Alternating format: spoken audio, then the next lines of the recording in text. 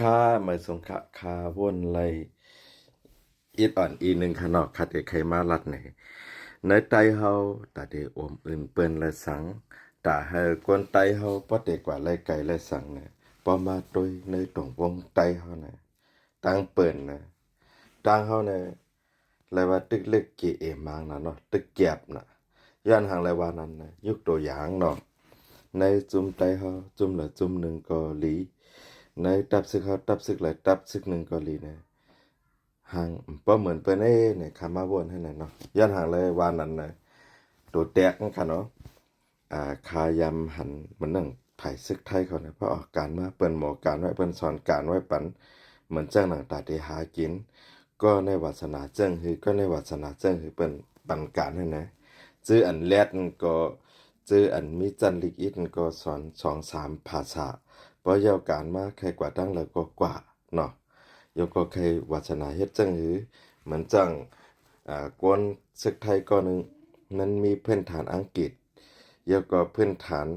ไทยยกก็พื้นฐานเขตเนี่ยเป็นสอนตาได้เป็นผู้กองสารเปิ้นน่ะเนาะเปิ้นเท่านั้นก็กลับมาโดยในไตเฮาน่ะกว่ากันจ้ะย่านหางน่ะเหมือนนั่งปุ่งแตกอันยาวจั้นที่ลอยได้แรงม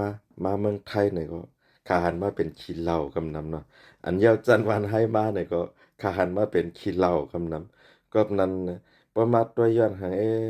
ประกว่าเฮ็ดซึกได้แน่เมียสอนการ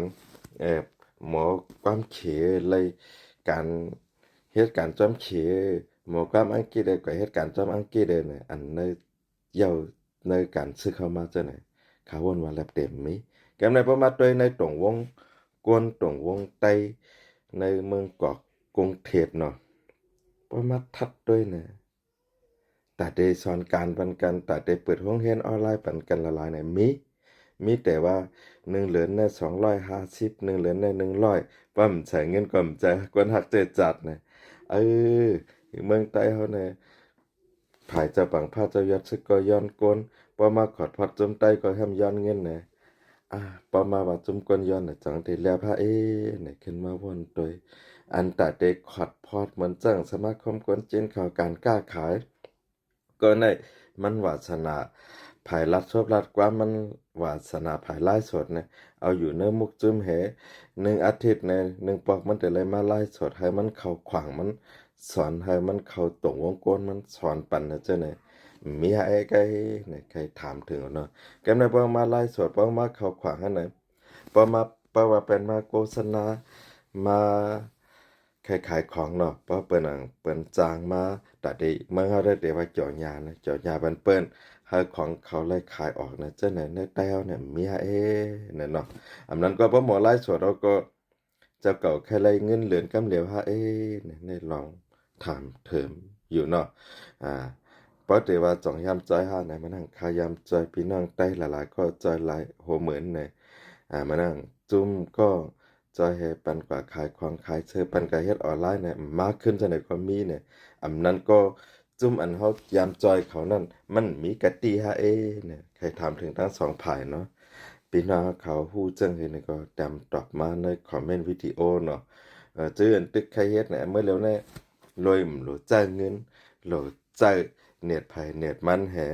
ตัดต่อวิดีโอแหหลายโอมเอิ้นยกตัวอย่างเนาะอันมานั่งปะโอเขาโอมอื่น เมืองไต้ปอดกลางและสังมานั่งปอดน้ำจางปอดลายขาเมืองกึ่งปอดอหยังปอด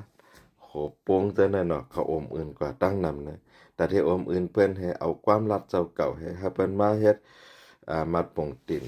เป็นนั่นคือเจ้าเก่าเป็นชานปะโอเนี่ยเผอฮือๆมาเผอลูกเขามาเป็นปะโอลูมิวเนี่ยจักว่าจังได๋นะในใต้เฮามีหาจังนั้นน่ะเก็บในพวกเฮาคาอ่อนกว่าในลมในใจ วันก่อยเฮ็ดพาสปอร์ตปัญหามาเป็นไต้อยู่ไปมาเจ็บเมื่อนั้นเมื่อนั้นเนี่ยมาป่งตีนก็มีเพราะว่ามาด้วยในการซื้อเขาทำอ่านเอาเมืองไต้ก่อนขอนะเดี๋ยวเอาเมืองไต้ก่อนขอนะพอมาด้วยเนี่ยลอกลายเหตุการณ์ซื้อเขาเลยสั่งลอกลายเหตุการณ์มุกโจมไต้เขาเลยสั่งนะมันกว่าข้าวยาวมันเฮ็ดให้เป็นโกโกเฮเฮเดี๋ยวก็ให้ไก่ตื่นแก แต่เดว่ามุกจุ้มนั่นมุกจุ้มในมุกจุ้มไตเนี่ยกว่าอยู่จอมเขาย่อไล่ตั้งเอ็นแห้งจังไหนไล่ตั้งปิ่งหยาจังไหนลูกเขาหลานเขาไล่เฮ็ดกินจอมจุ้มเขาเขาสอนการบันจังไหนเนี่ยในจุ้มไตเนี่ยมีฮะเนี่ยป้าเดมจุ้มจะสังขายานเขาค่ะเนาะอันประมาทัดด้วยเนี่ยมันมานเขาเฮ็ดนะคาหันหมุนจ้างมันปาหนึ่งตีมันตะเลยคือการมันออกจื้อมันเป็นหมุนจ้างนะมันเฮ็ดเป็นวิดีโอไผอังกฤษไผมานเยี่ยวก็ไผไทยค่ะเนาะเขาฮือเฮ็ดได้ก่อมโหกำได้เพราะมันหลัดมันได้หลัดปลาความมานอันนั้นลมในใจจังได๋ข้าวคากว่าทัดด้วยเป็นหมุนจ้างอยู่เบื้องหลังเฮ็ดนะหมุนจ้างไตได้หมูเฮ็ดโยจังนั้นแหละเนาะหมูเฮ็ดยองก็โยเนี่ยลองถังเถิงไว้นั่นนะอันนั้นก็บ่เฮ็ดก็แค่ไรนาเนี่ยใครว่าไหนฮะในก็ให้ปั่นด้วยเขาวนเนาะเพราะเฮ็ดไรแค้นหลีกันเนาะในคากว่าหันเปิ้นมาให้เลยเขาเอามาลัดเนี่ยนะมันจ้างมันแต่มันตะเลยมันเฮ็ด3ภาษาเนาะอ่าใกล้กับอันลัดได้ลัด2ภาษาก็ลัดความไทยความมานอันลัดความมานนั่นเป็นมนต์จ้างมานอันลัดความไทยนั่นเขาคือลัดแต้มโหก้อยการลิกได้แต้มปาลิกมานลิกไทยลิกอังกฤษ3ภาษานะคะนะเขาก็ด้วยค่ะละอ่าเรียนภาษาพม่าภาษาไทยเนี่ยมันมีแก้มได้อัน